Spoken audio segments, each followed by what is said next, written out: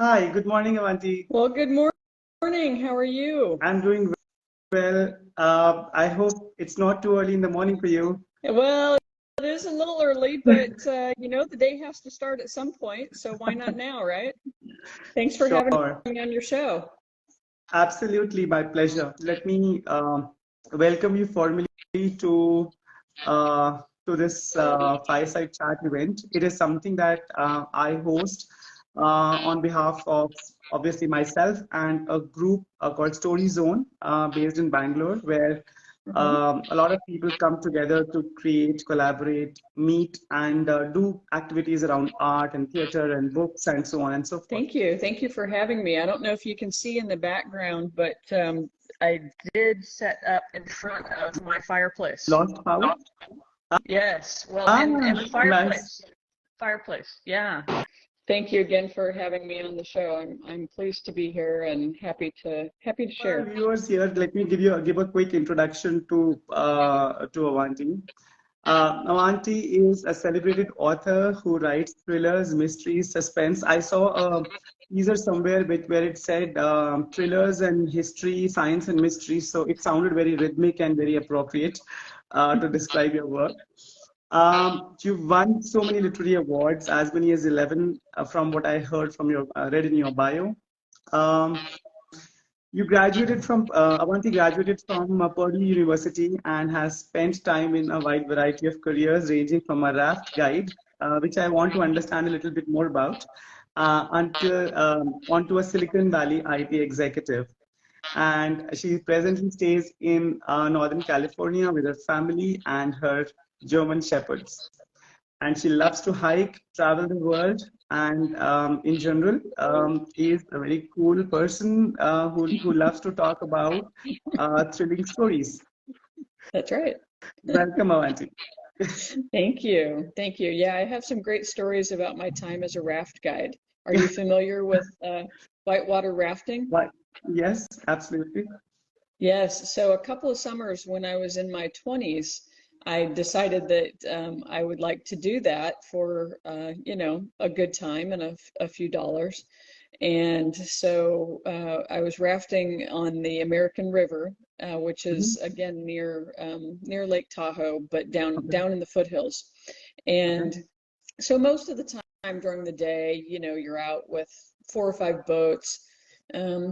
Different things can happen, but one midnight, my fellow raft guides decided that they wanted to go rafting because it was a really warm night and it was a full moon, and the powers that be were releasing a lot of water. So it was going to be the perfect nighttime rafting event. Okay. So major danger alert, right? So we're rafting down the river, rafting, and there's all these big rapids. Well, the boat in front of us gets caught on a on a big rock. It gets trapped, and so one guy and I are stationed downstream to catch the boat if they can get it off. So we're waiting and waiting and waiting, and then all of a sudden, here comes this big lumbering boat downstream. Well, what they didn't tell us was that Satan's cesspool, which is a set of very big Yeah. rapids, was right below where we were Wow. at. So this one guy and I are trying to get this huge raft that's like half sunk because they had to let some air out of it. So we're trying to get it before all of us, the two boats and the two Wow. people, go down this really nasty rapid. Oh, And so he fell wow. in the water at one point. We're trying to get to the side. My adrenaline got up. It was crazy. We finally got to the side right before the edge. Like we're this close to near certain Wow. death. So that was a pretty exciting raft guiding adventure. Very interesting. Wow. Yeah. How long back was this? Oh, this was in my youth. So this was a while ago. Yeah. Okay. Okay. I don't think I can count that high. Come on. So actually, yeah, maybe that's a good place for us to start. I mean, if you can maybe tell us a little bit about your years growing up and maybe when you had your first encounter with books and how eventually it became a journey towards becoming an author. Yeah, so my first encounter with books was when I was learning to tie my shoes. I was very young, and my mother would put me on her lap, and she would read stories to me. Things like the night before Christmas and all through the house, not a creature was stirring. And so I memorized some of those things when I was very young, and they bought one of those sets of encyclopedias for your older readers who remember life before the internet. There were these things called encyclopedias that were Yeah. they were this long, in the living room, and when you had a question about how something worked, your mom would say, go look it up in the encyclopedia. And so I read the encyclopedia, was just fascinated by all the knowledge out there. And then there was this thing called a dictionary that was about this thick, and you could look up words and how they were pronounced and kind of their, like if they had a Sanskrit, origin, or a French origin, or a Latin origin. So I was fascinated by words from the youngest age. I would read the back of milk bottles. And then my grandmother started, shoveling mysteries at me. She gave me the romances and the mysteries, and I just couldn't stand the romances. I was like, oh my God, these are just so simple. How can you read these things? But no judgment against anybody who likes a good romance. But for me, the mysteries were where it was at. So I started reading, I don't know, Phyllis Whitney, and Agatha Christie, of course, and just always wanted to be an author. And read all through school. I was one of those kids that would finish their homework ahead of time so that in class I could sneak, and the teacher would be teaching history, right? And I'd have fiction under my desk that, I'm reading, I don't know, C.S. Lewis or something, and he's talking about history, da da da da, and I'd already read the chapter and already finished the homework, so I'm reading under my desk. So yeah, it's just books have always been a fascination for me, and I always wanted to write, and then life kind of got in the way, and making money and all that. And so in 2013, I figured that there was an expiration date on my life, and I wasn't going to live forever. And if I wanted to do this book thing, I should probably get on with it. And so that's when I wrote The Lost Power. And it took a couple years to write, a couple years to find an agent, a couple another years to get the book published. And in 2019, it came out. And I was over the moon. Yeah. Yeah, absolutely wonderful. Just something I wanted to ask you was, you mentioned that history class. Did books ever get you into any kind of trouble, or your passion for reading? Did it become too much to handle at some point? That was only when I was going down to the bookmobile. I don't know if you guys in India have these things, but we had this silver van that would drive around neighborhoods, Yeah. and it was like an extension of the library. And so the only trouble I got into was probably throwing my back out because I'd have a stack of books this tall, to read for the week, because I would read about one a day, Hmm.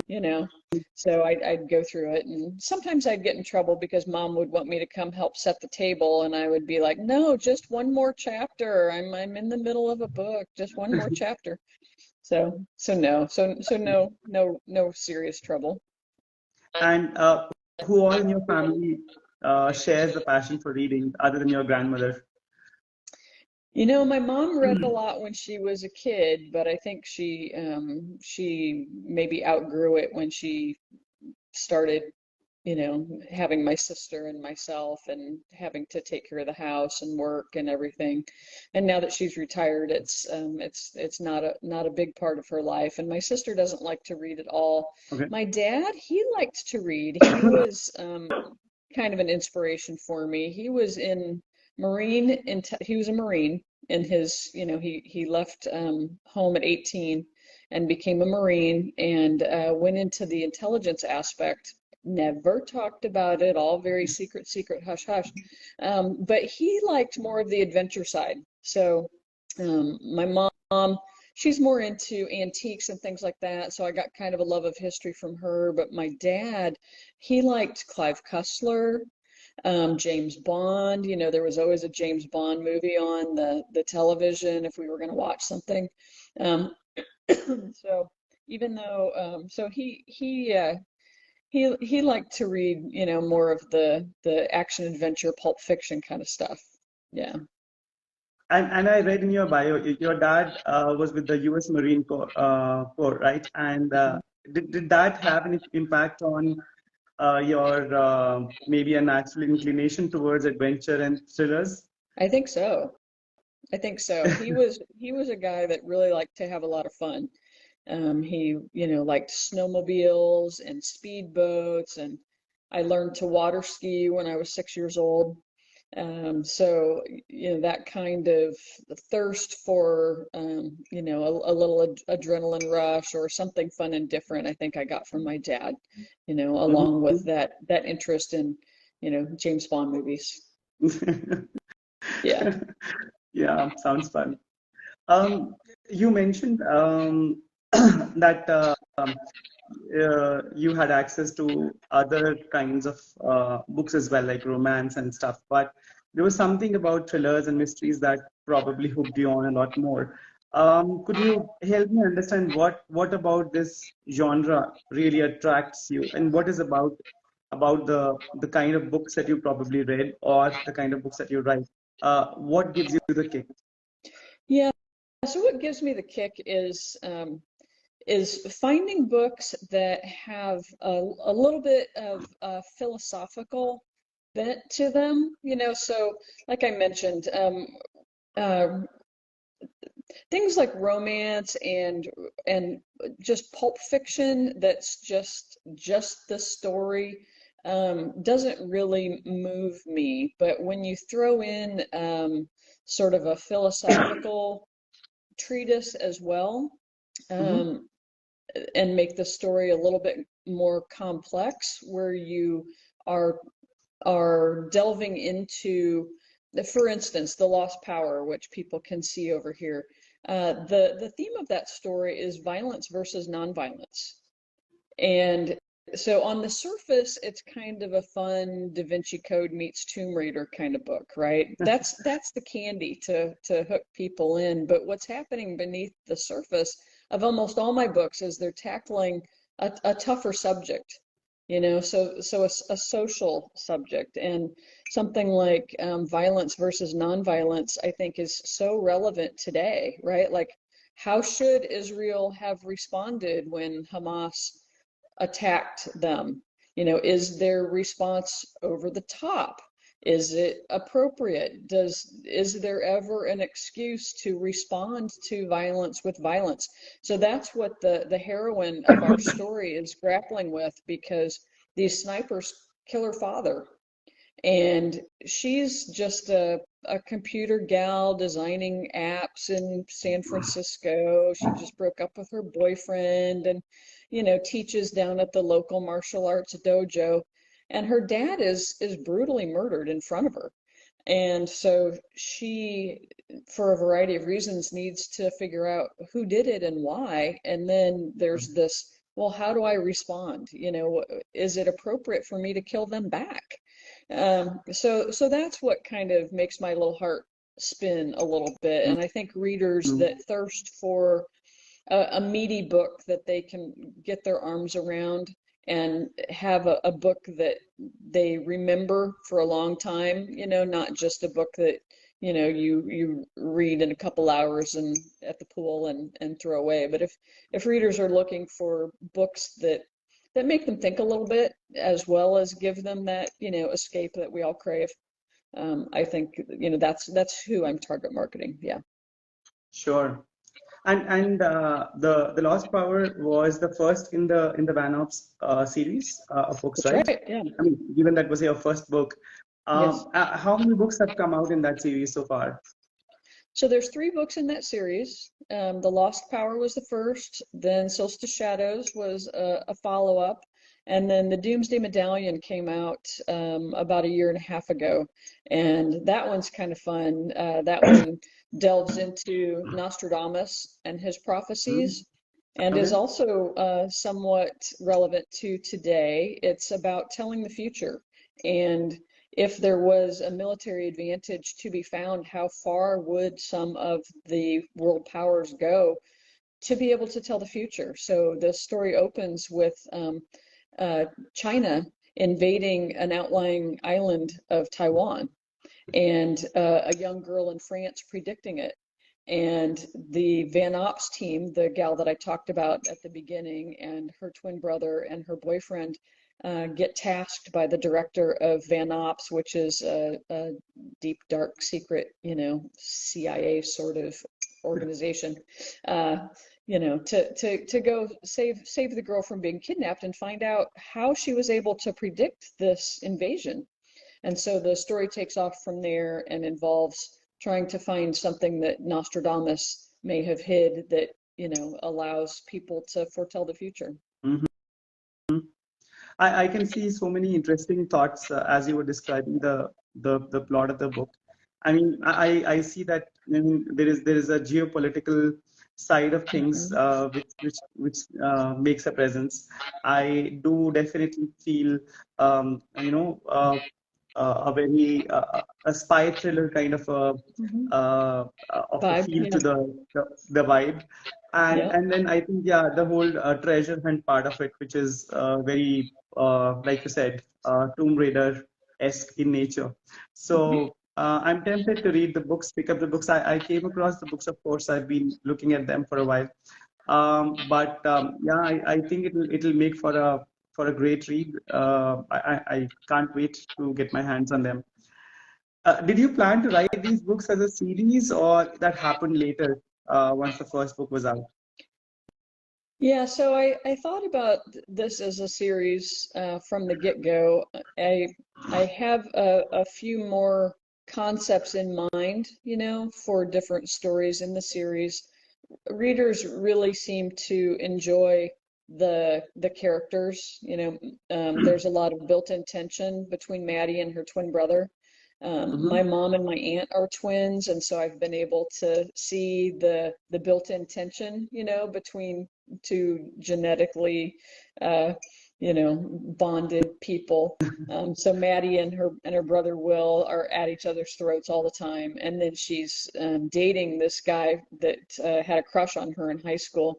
So the three of them are the core of the Van Ops team, and their mission is to stop obscure threats. So these types of geopolitical things that may have had some historical, so in the first book they have to find Alexander the Great's mysterious Egyptian weapon, because how did he conquer the known world? What if he found a weapon that the Egyptians had hidden aside?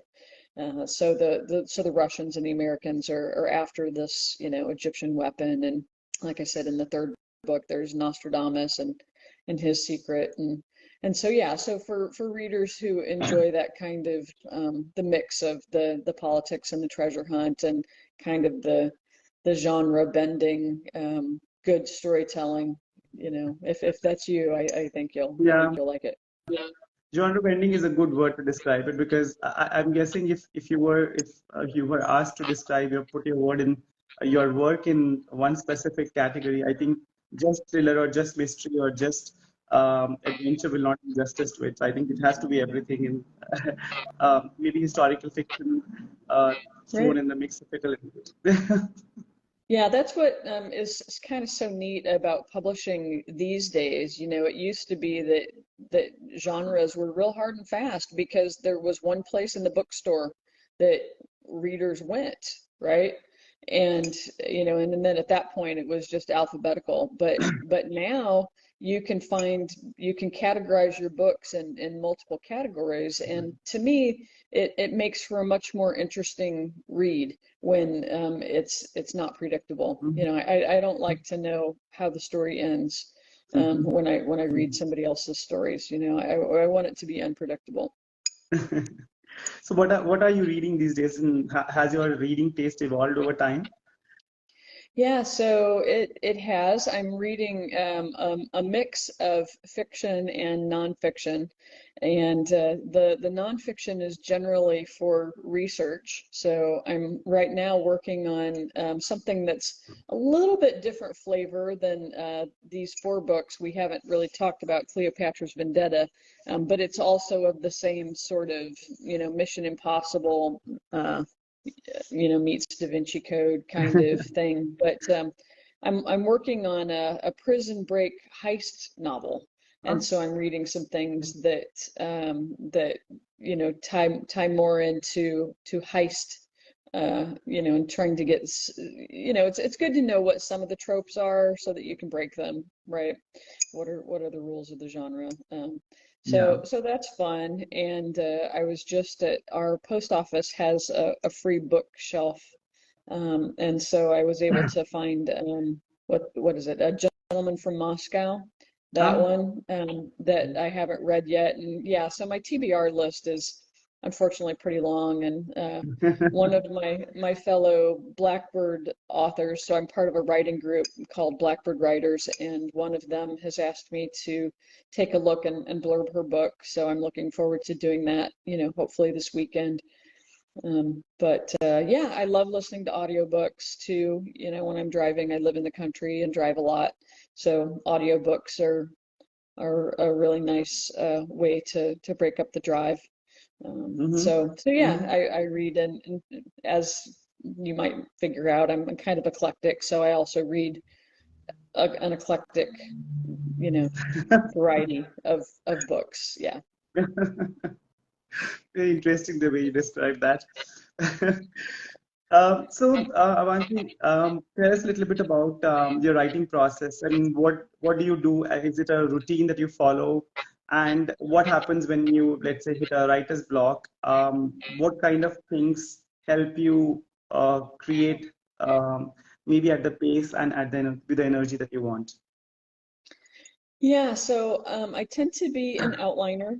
I like to take time and outline the story because I do like those more complex plots, and I like to drop in some red herrings and some twists, and it's kind of hard to do that for me if I'm just, pantsing and writing the whole thing. So I tend to take some time to come up with what and how I want the story to go. And then I sit down, and by the time I'm done with my outline, I pretty much have everything but description and dialogue in there. So I know what's going to happen, when it's going to happen, where it's going to happen. And then I sit down and I write a chapter or two. And one of the things that I've started doing is because I also like multiple points of view. I think that that's an interesting way for readers to get to know multiple sides of the story, right? So, like, why is the bad guy bad? What Mhm. happened when the bad guy was a kid that made him want to do this or that, right? And without having that backstory, he's just a cartoon character, right? So I like to write multiple chapters from, either one of the protagonists, because I often have more than one protagonist as well, or from, one of the antagonist viewpoints. So I'll write multiple chapters from their viewpoint, and then I'll switch to a different character and kind of get in their head, and then write more chapters from that perspective. And it changes a lot along the way. Sure. It might start off, in one way, but I've just learned that it's okay, that it changes. And that's the fun part, is the discovery. Mhm. Mhm. So how do you try to bring in that freshness in each of the books that I mean, especially when you're writing a series, the audience starts expecting a certain kind of things. How were you able to break that, um, in some sense, the pattern that may develop over a period of I time? mean, in some ways, it can be comforting to return to the characters, and a lot of people like to do that. They like to know that they're going to get a similar experience. But for me, I want to keep it fresh, and I want to change things up, right? So I do that by changing the locations, the types of locations, and the research. I do a Mm-hmm. lot of research, um, and kind of changing the themes and the topics too, so um, like from the Lost Power to Cleopatra's Vendetta. Well, maybe we should stay with the same series. So from the Lost Power to Doomsday Medallion, right? So we went from kind of the theme of violence and nonviolence to a theme of telling the future, and is it possible, and can you militarize it, and so kind of giving people something else, that's Yeah. similar and interesting, but different enough that it captures their imagination and attention, Right. and holds it. Yeah, so Yeah. that's kind of my modus operandi, is to shift up the theme, Mm-hmm. and make it interesting for the reader. The Lost Power in many ways it's an origin story. All Mm-hmm. three of those main characters are not in covert ops at all. Maddie is an app developer. Her brother is an engineer, and Bear Thorensen, who becomes her boyfriend, like my dad, is a Marine. Mm-hmm. And he's the only one of the three that has actually wanted to be in covert ops. He's ready to get out of, URA and become, he's always wanted to kind of work in the shadows, and carry the weight of the world on his back. And so they transformed quite a bit, in those first three books, where they go from being just having normal pedestrian lives and no visibility into geopolitical shenanigans to, next thing you know, they get job offers to work for Van Ops, and then, they get assignments to go save the day. And so it's quite a transformation, and it's stressful and exciting, and different conflicts come up between the three of them. Mm-hmm. So Mm-hmm. yeah, it's fun. Very interesting. Very interesting. So, tell us a little bit about I mean, I'm sure that over the years you've interacted with a lot of readers and fans and perhaps some critics too. How have those engagements been, and anything that stands out, maybe an anecdote or something you want to share with us? Yeah, so recently I had somebody reach out to me and tell me that she was recovering from surgery. She'd had some sort of surgery or another, and was, reading my books while she was recovering. And that really warmed my heart, because we all go through periods in life where there's something painful that's happening in our lives, whether we've lost a parent, lost a child, lost a pet, lost a job, um, dealing with some sort of health issue. We're undergoing chemotherapy or radiation, or, we have to have our leg amputated, or, all of us as humans deal with very painful things, and books are a legal escape, right? That I think are a better alternative to drugs and alcohol, which is the other way that people tend to escape those things. So I think books provide a positive alternative to escape times when we're just need a little help to get by. And so for her to be able to, share that she was reading one of my books during a tough time really, made my heart warm. Has there been criticism of something that you've written, things that didn't go as per plan, or maybe the reception was not the one that you were hoping it to be? So anything on those lines, and how did that impact uh, you and your steps thereafter? Yeah, so when I first started publishing, I was reading the negative reviews. I was reading all of the reviews, including the negative ones. And I found out real quickly that that was not good for my psyche, because writing is art. And even, when you win, over 10 awards, there's still people that just aren't going to resonate with your work. And that's fine. There's, I might like a Jackson Pollock painting and you might think it's just splatter on the wall. So there's no right or wrong when it comes to people's taste in art, including writing. And so I quit reading the negative reviews just because um, it made me not want to write, and that's not productive at all. Mhm. So, occasionally I'll have someone close to me take a look through the reviews just to see if there's something that I'm missing, you know. And I love feedback from beta readers and my editors.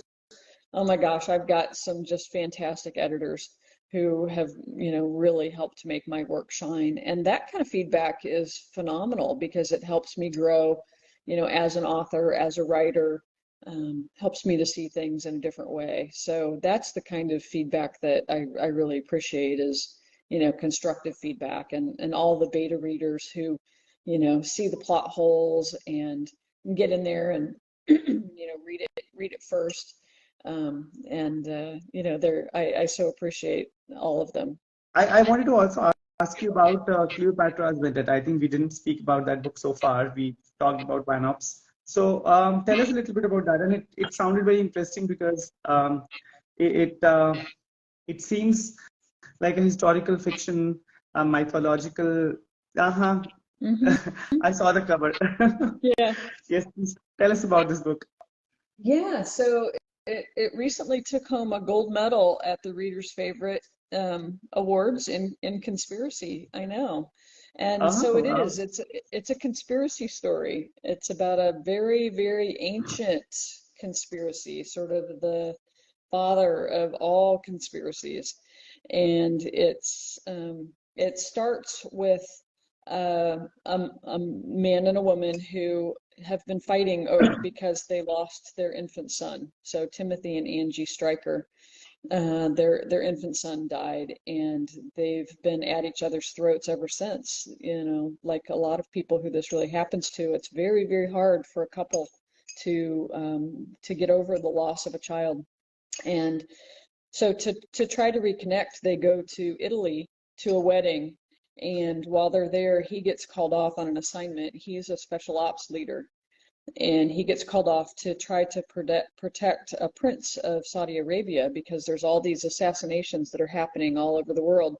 And so while he's there, Angie and their 4-year-old daughter, Harper, get kidnapped Oh, wow. by sex traffickers and spirited away to an island that, she wakes up on this boat and with all these women around her tied up and gets shoved into a prison cell.